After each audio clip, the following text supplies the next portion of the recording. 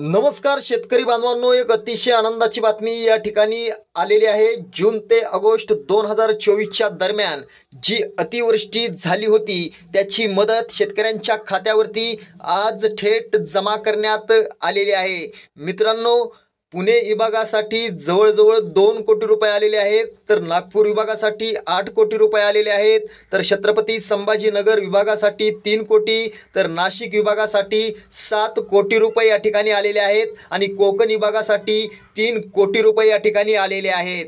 जून ते ऑगस्ट 2024च्या दरम्यान अतिवृष्टी झालेल्या जिल्ह्यांसाठी 23,72,93,000 रुपयांच्या निधीला मंजुरी देण्यात आली होती। त्याचं वाटप गोंदिया, पुणे, लातूर, नाशिक, धुळे, नंदुरबार, जळगाव, अहमदनगर, ठाणे, रायगड, रत्नागिरी आणि सिंधुदुर्ग या जिल्ह्यातील शेतकऱ्यांना देण्यात आलेली आहे। या मदतीची रक्कम या ठिकाणी शेतकऱ्यांच्या बँक खात्यावरती DBT पोर्टलवरून जमा करण्यात आल्याची माहिती राज्य सरकारनं दिली आहे। राज्य सरकारनं अवकाळी आणि अतिवृष्टीनं नुकसान केलेल्या शेतकऱ्यांना दिलासा देण्यासाठी 20 सप्टेंबर रोजी 3 शासन निर्णय प्रसिद्ध केले आहेत। यामध्ये एकूण 18 जिल्ह्यांसाठी अवकाळी आणि अतिवृष्टीचा मदत निधी देण्यात आलेला आहे। यात यवतमाळ, बुलढाणा, चंद्रपूर, पुणे, सातारा, सोलापूर, सांगली, गोंदिया, लातूर, नाशिक, धुळे, नंदुरबार,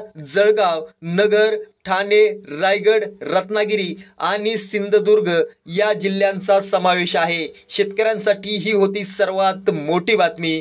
धन्यवाद।